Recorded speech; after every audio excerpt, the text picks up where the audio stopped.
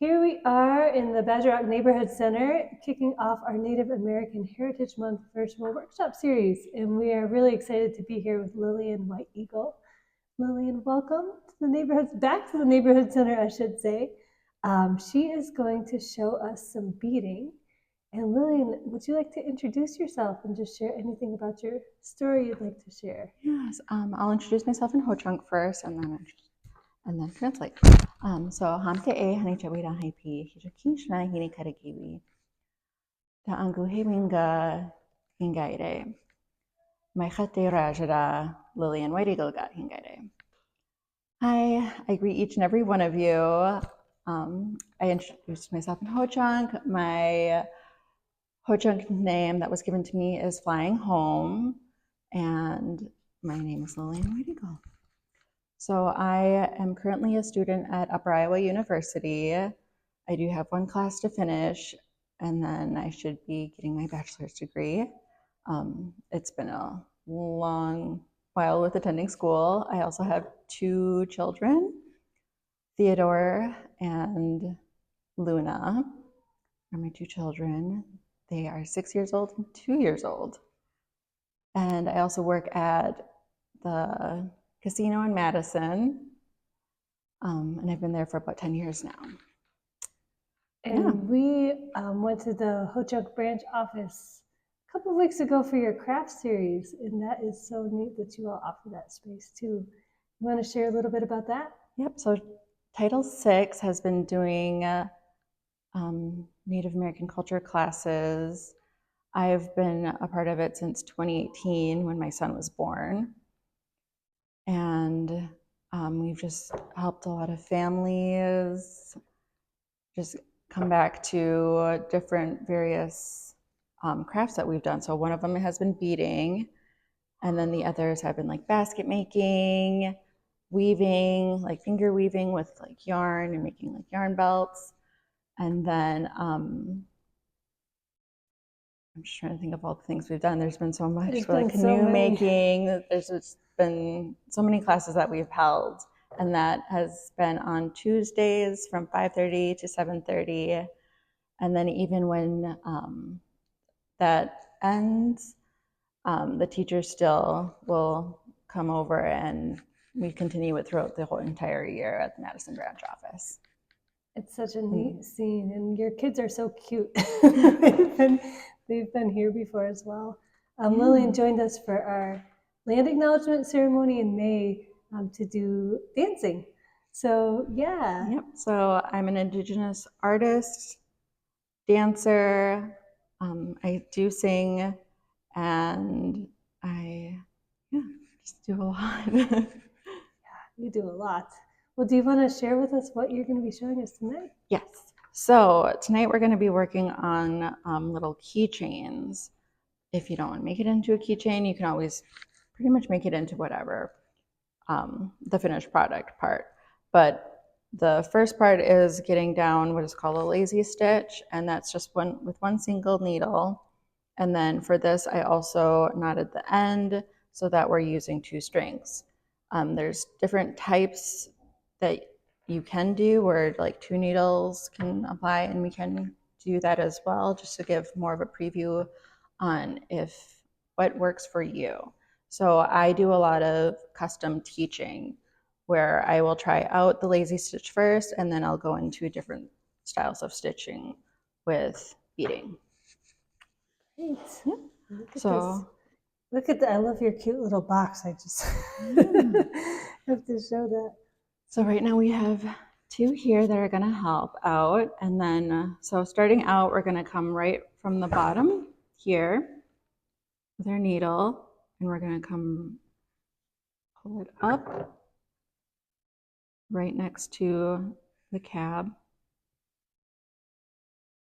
So Lillian has invited two of our Rooted in Urban Agriculture youth employees to learn alongside tonight. And then once you push it, then you're going to push it all the way through. Oh, that's fine. That's your starting. There you go. Okay. Yep, that's good. And you're going to pull it all the way through so that knot comes to the bottom.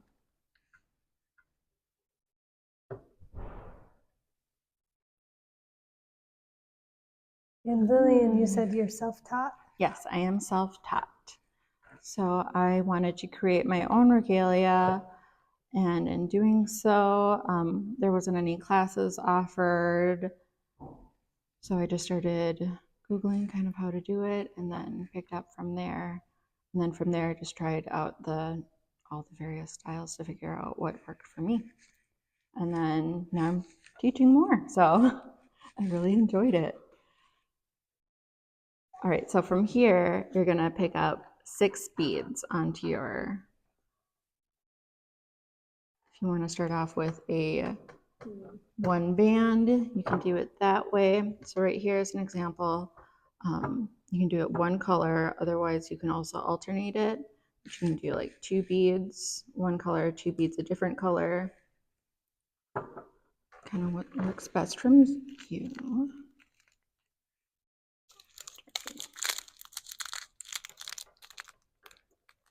What's the significance of the symbols that you chose for the middle of your designs? Is there any significance there? This one is a star quilt. You can kind of see the different colors involved on the inside, all around. And then there's just different types of caps for all of those colors as well. So Lillian is also going to come and work with our Badger Rock Middle School garden and culinary arts classes later in the month. We're really excited about that too. So once you have 6 beads on there, you're going to drop them all the way down to the bottom. So drop it all the way down.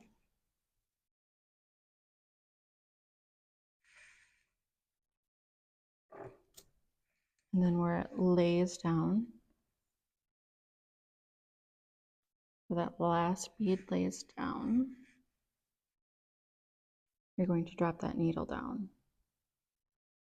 Pushing it all the way through and pulling it from the back all the way through.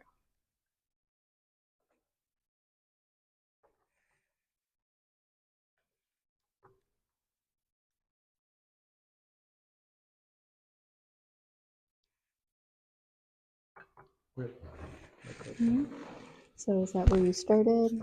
Is that your start? Yep. So right where the last bead lays. Yep. Okay. Pull it all the way through, and then you'll see how it's laying down. I love your color choices. Okay. All right, so then in the back, you'll see where your starting point is and where your ending point is. You're gonna go right in the middle of those two. You're gonna poke a hole up. And you're gonna pull that needle all the way through. So for that, when you are pulling up, try not to get it going through your beads, but a little bit right next to it, yeah.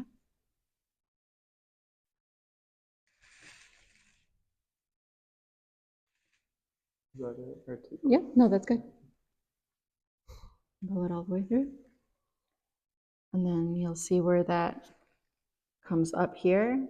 And you're going to continue with the direction that you were going by going through the last 3 beads. If it's not 3, if it's 2, that's fine. You'll kind of see where that string lays right here. And you're going to go through those beads like a tunnel. So pulling through, and then you're going to pull it all the way through. So things to keep in mind is just, yep.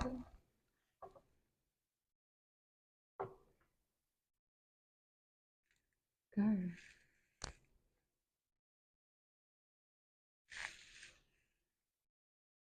Good. Yep. And pull it all the way through.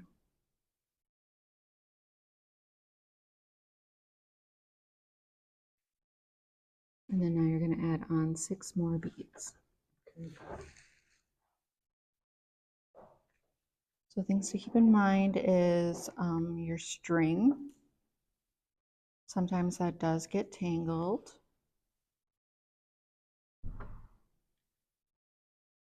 So once you have those 6 on, you're dropping it all the way down, and it's fairly repetitive. So you'll see again where that last bead lays.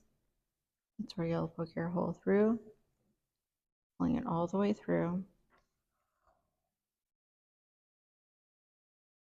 So being mindful of your string.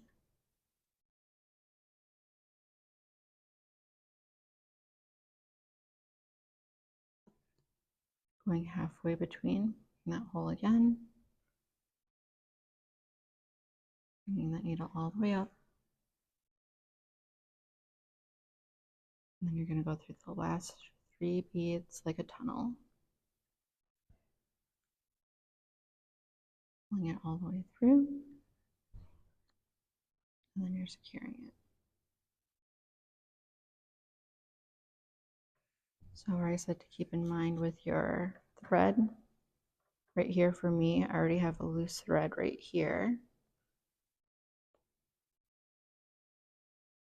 And all I'm going to do is just pull on that string on top, and then it'll tighten back up.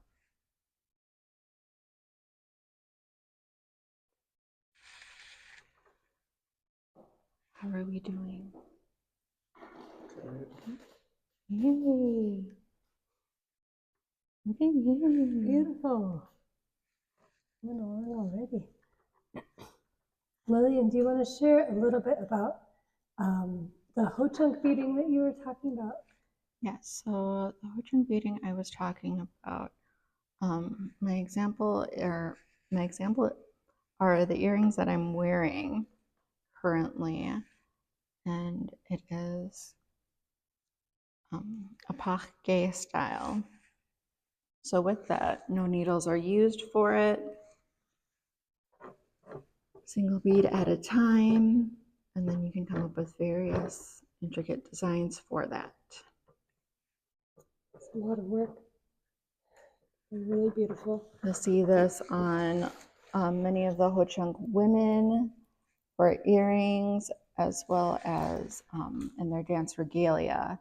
So it is secured to their hair wrap itself. I typically tie mine in, and then it's supposed to drop into your hair wrap. Some people also have it wrapped around the hair wrap as well. And then I have 2 that come in the front, and then I have another set in the back. So when you're dancing, you can see all of that beadwork, and it depends on the dancer, on the size of it, because they can get really, really long, and then also just the intricate designs that are a part of that.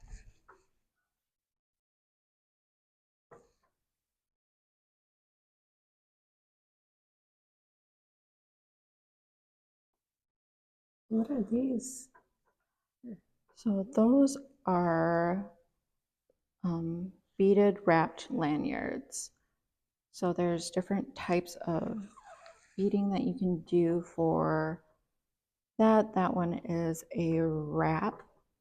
There's also like a peyote stitch, which is also known as a brick stitch, that people will do for them as well. But it's coming up with like various designs for it. Let's see, I have one finished one here. Holds all of my various objects. But then you can also make them into keychains. So this is the start of one keychain. And then this is one of the lanyards I'm working on. And how is the process different for those? Is it similar? It is different in the sense that you really have to think of the tension involved with it. So when you're wrapping it, you're adding on a length that you're comfortable with wrapping. The start of it is a little bit smaller with adding on the beads because you really want to secure your end points. And then going through here, some people will tack them down 1 row at a time. I typically do about 6 rows at a time before I secure it down, and I go through it one more time and then go through the ending beads, kind of similar to the lazy stitch. I'll go through the last 3 beads and then continue on. And when you secure it, you're securing it with the thread? Yes, I am securing it with the thread. And then here is one of my end points, and then I just burned the end of it after knotting it so that it has a very secure hold for not going anywhere. To melt the rope a little bit for the beads. I see.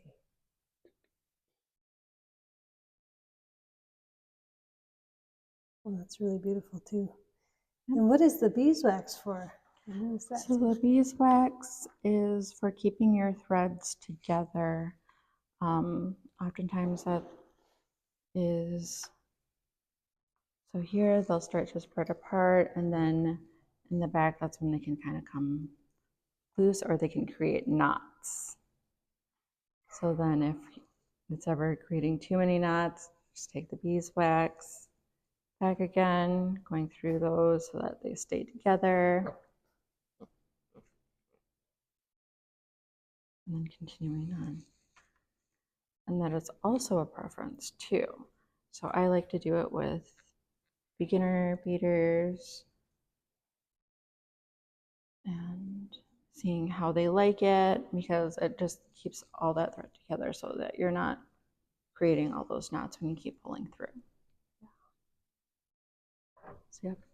So over here we can definitely use some more of the and then if you wanted to use the beeswax again, you can, so that it keeps them together. And I like to start from the bottom and then go towards your needle so that your needle ends up being in that center again.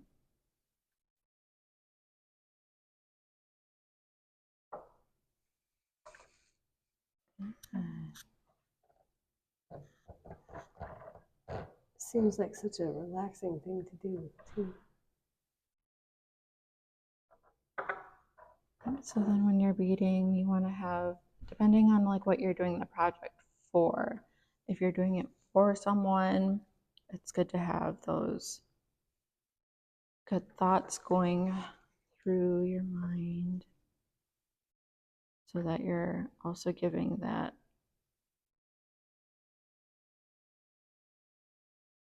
power to, you know, your beadwork that you're creating. So if you're making it for someone, it's ideal to make it while you're in a good state of mind. However, it can be very therapeutic, where if you need to take a break and focus on something, you know you're creating something and you're doing something with your hands. You're having, say you are having a bad day, you can always come to your beadwork and put your intentions towards that.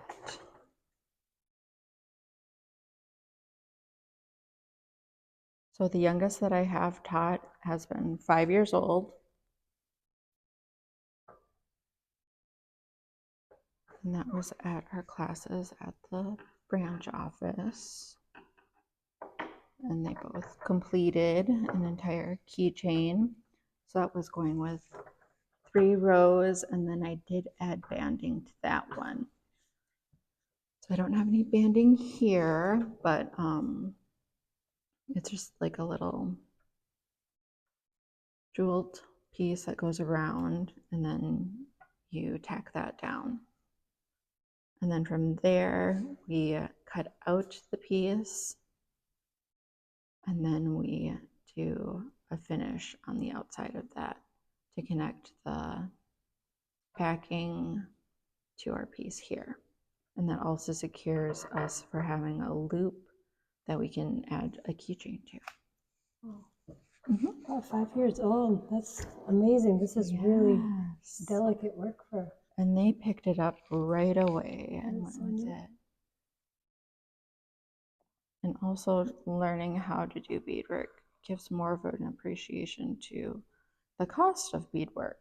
Yes. So once you kind of see how it's done, you get a better understanding of the costs involved with it.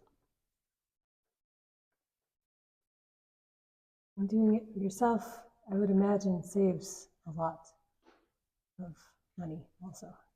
Well, you get maybe depending on the beads you want, and then I think it's just more you're in control of the project by learning how to do it versus asking somebody else to do it. And then you're also putting in your own intentions into it.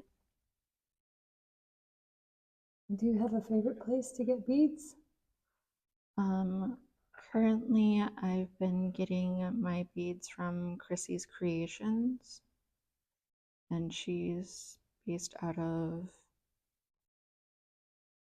either South Dakota or like Nebraska, right in that area. She has an online store, but a lot of the stores in our area have closed down. So Sun Prairie used to have a bead store. They closed this year, and then Portage was closing down too. I'm not sure if they've closed down officially yet. They were selling all of their inventory. Oh. So the only one that's like closest with a good selection has been in New Berlin, which is over by Milwaukee. And place starts with an E. It's like Centric Electric. Yes. Something with an E. I can't remember the name. But they have a good selection there too. If any of you all are looking for beads, we can put those links to those places in the comments too. If you all want to try this on your own. How are you all doing? Oh, Dajani's almost done with her first row. How are you doing? Here we go. Two. You all are fast. How do we finish it? Dajani's crafty. So when you start the next row, I will have you, depending on... Yep. Is it fine to like take off the beads? Yep, you can take off a few beads. One thing to be mindful of with that is less is more with beads. So if you're at the end of your row and it's getting close and you're debating on adding one more bead or taking off the bead, I would suggest just taking it off. You just close it off the same way? Yep. You're gonna drop down, go through, and then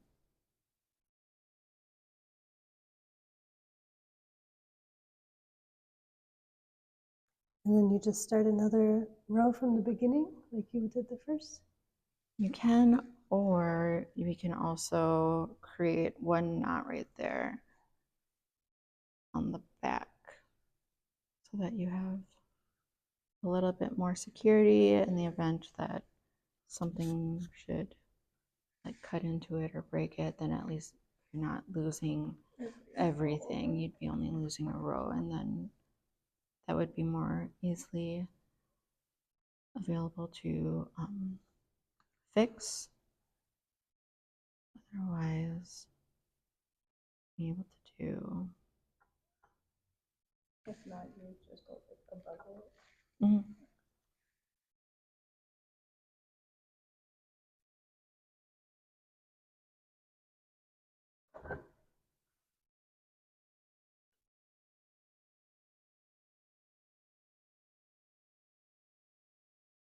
And then just depending on how close you are to the ending, if it's only like 2 beads, you could just go through those last 2 beads just to secure down. Okay. So just depending on your next row, how close you are to that ending. And then we're just going to drop it down. And as stated, I'll create that knot so that you have that extra. And for that, I just loop it, secure it, drop that knot down all the way to the bottom, and then I press down on that knot so that when I'm pulling my string out, it creates that knot secured closer to your base of that pellin.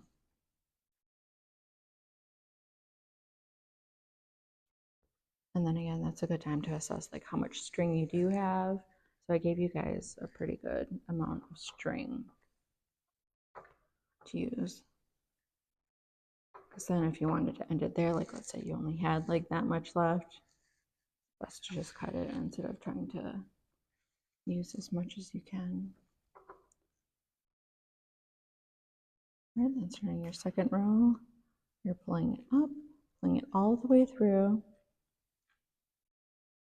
And then now you have it completely secured. So then that's when you can go into like a second color, or if you wanted to do a different design, you can kind of get an idea of like how you want to do it. So this is a point where you can also create your design too, or if you wanted to do, yeah, you want to do little things on the inside, you can. Oh yeah, you started a new design on your website. Mm-hmm.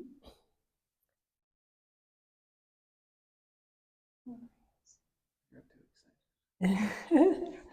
That does happen. I've done that. I was making too relaxed and too sleepy. Yes, I'll often put on like a podcast or a book that I have to read for school. Because then you're absorbing that and then also creating something, doing something with your hands. Thank you so much, Lillian, for coming in and sharing this with us. Yeah. And just for all the different ways you've worked with us this year too. We're excited for you to come in and work with our students. Is there anything else that you want to share about this process, or anything else that you'd like to share before we end tonight? It's definitely a learning process. So just be patient with yourself when you're doing it. Be kind to yourself when you're doing it too. I know everyone wants to make things perfect right away, but that's not how it always works out. And that's okay, because you're learning how to do something and you're creating something. And even with any little imperfections you may have in it, you're able to call that your own work. And that's like a signature in your own work, that you're able to be like, hey, I know that bead right there wasn't supposed to be there, but now it is. So one thing that some artists do is creating a ghost bead, which is a bead that's not necessarily supposed to be there. And it can be like a random color, and sometimes it happens by mistake, and then sometimes it happens to be like a signature for that piece. But it's just a little reminder that not all things are perfect. And yeah, so just to be kind to yourself and to be patient. And the more that you do, the more that you get used to figuring out how you like to bead. So if this isn't what you like, then we can also try doing wraps. And then if, wraps aren't really what you're getting into, we can also try like that brick stitch, peyote stitch. And you can also use these different variations into creating a whole piece. So like even with creating the wristlet, you can create this as a bottom piece to connect it. So you're creating different pieces and then it'll all come together in the end. But it's nice to learn how to do all of these different types to figure out what you like and what works best for you. As I said, there's like single needle, there's 2 needle, there's without needles, and it's really just working at a pace that works for you and how you put your intentions into doing it. Yeah.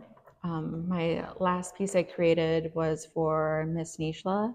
I did her crown, and a lot of good thoughts went into that.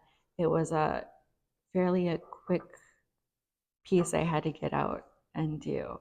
So my family helped me with like watching my children so that I could stay up late at night to create this piece. And it was the first crown I've done. So I had to learn how to put it together, even the size of it, because the one that she currently had was just a little too big for her, and so it would slide. So I didn't want that to be an issue for her. So really creating and learning all the different types of like how to make it stay, how to make it work for her. And then once it was all put together and I gave it to her, just seeing it out there now, where she was at hunting moon powwow, and it just suited her so perfectly, and I was really happy with the outcome. But it took me so many steps to get to that point. So I started beading, right about when I was 18, started picking up on it. And at first I tried it, set it aside for a little bit, and then I would come back to it. And I think that's something to also consider, is that your beadwork will still be there for you. So if you need to take a break from it, that's fine. They'll still be there for you, waiting for you when you're ready to start back up and do it again. What a beautiful gift to give someone, your own personal made art that you've put your heart into. It's really beautiful. I'm so proud to see it, and she wears it so well, and she represents that crown so well too. That's amazing. Well, thank you for all that you add to the world with your art and with your dancing, and thank you so much for sharing your story and your craft with us. Thank you. And we'll really look forward to seeing you again soon with our students. Sounds great. Thanks for tuning in, everybody. We'll see you next time.